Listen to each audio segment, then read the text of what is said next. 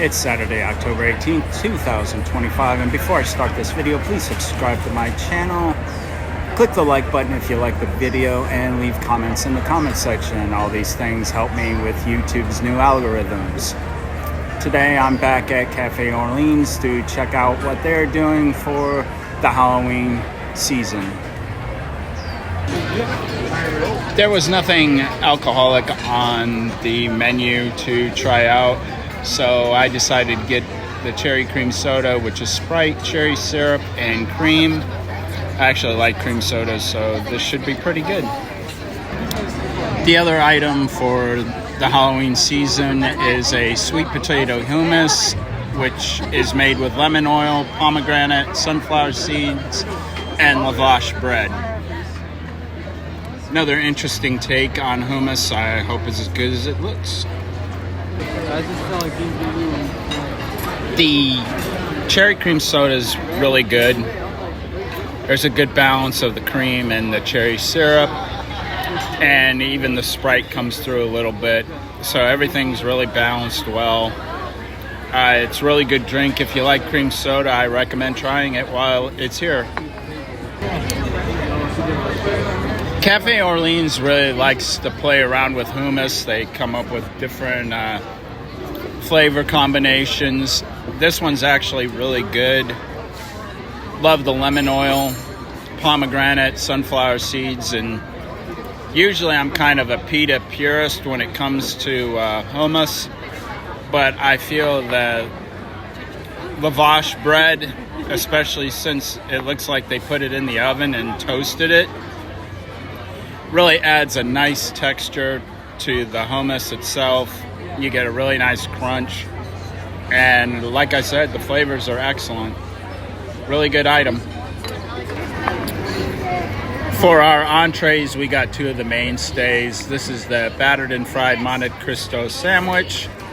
It's sliced turkey, ham, and Swiss with seasonal preserves. And I forget what that is. I think it's remoulade. And you also get the option of either having pommes frites or a petite salad. Obviously, we opted for the pommes frites. And for the second entree, we got the braised beef short rib, which comes with mashed potatoes and seasonal vegetables with a bacon and mushroom demi-glaze. And I guess the seasonal vegetables this time is asparagus stalks. The battered and fried Monte Cristo sandwich. The only real complaint I have is if you've been coming here for a long time, you've noticed over the years the Monte Cristo has shrank. That's the easiest way to put it. It's gotten smaller and smaller. I mean, there's a good amount of ham, cheese, and turkey still inside it, but the sandwich itself, I mean, it literally felt like you could feed two people with it in the beginning, and they've basically cut it in half. Quite literally at this point. This is about the half the size of the way it used to be. The portion of pommes frites is pretty much the same though. That's the one thing that's stayed. The sandwich is good. I've never been to New Orleans, so I'm not sure what a proper Monte Cristo would be, but I really like this one, and it's stayed on the menu for a long time, so it's got to be popular. The braised beef short rib is really tender. It's really good. The potatoes are mashed very nicely, whipped well. And the portion size is pretty good. It'll fill you up. My wife said the asparagus is cooked perfectly. It's very nicely flavored, everything. She really likes it. I don't go anywhere near asparagus, and had I known that was the seasonal vegetable, I wouldn't even had it put on the plate. I would have just had it put on its side and given to my wife, since she's the asparagus eater. I don't touch this stuff.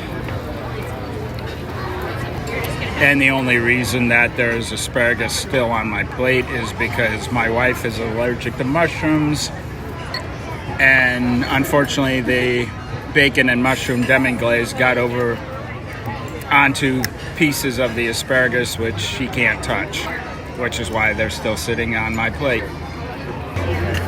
And I guess my wife can never leave without having a cup of chicken gumbo soup, which is tasso ham, andouille sausage, peppers, tomatoes on steamed rice.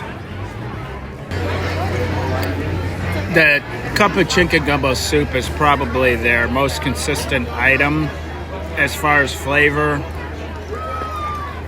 It tastes the same every single time. It's really good. There's a good amount of spice. It's funny, I guess my wife is having this for dessert. The only inconsistency is the amount of rice you get, and this time we got an extra large scoop of rice, which of course means we didn't get as much of the gumbo itself. But yeah, it's only a minor complaint. Like I said, I don't think we've ever been here and not gotten a cup of chicken gumbo soup, so there's a reason why it remains on the menu year after year. Just a few closing thoughts. The service was friendly and efficient as usual. Actually, the kitchen was extremely efficient. We got our entrees before we were halfway done with our small plate, so that was really interesting. And I'm not going to close out the video at this point. I am headed to Salt and Straw for dessert, since the creme brulee tart was just a boring vanilla cream, so I wasn't interested in that. So I'm going to go grab some ice cream for dessert.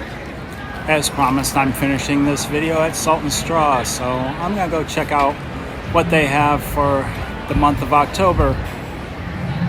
All right, now scooping, they have the Halloween series, which consists of the Great Candy Copia, which basically, if you look at this ice cream, you get diabetes. They got jack-o'-lantern pumpkin bread, creepy crawly critters, essence of ghost, and double bubble toil and trouble, which is a vegan ice cream. So I'm probably gonna go inside and try a few of these.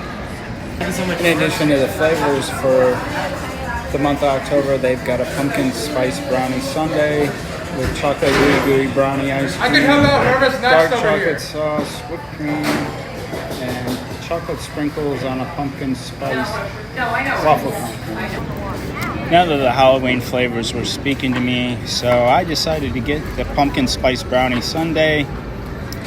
Like I said, it's chocolate gooey brownie ice cream, dark chocolate sauce, whipped cream, and chocolate sprinkles in a pumpkin spice waffle cone. So it sounds really good, and I'm gonna try it out.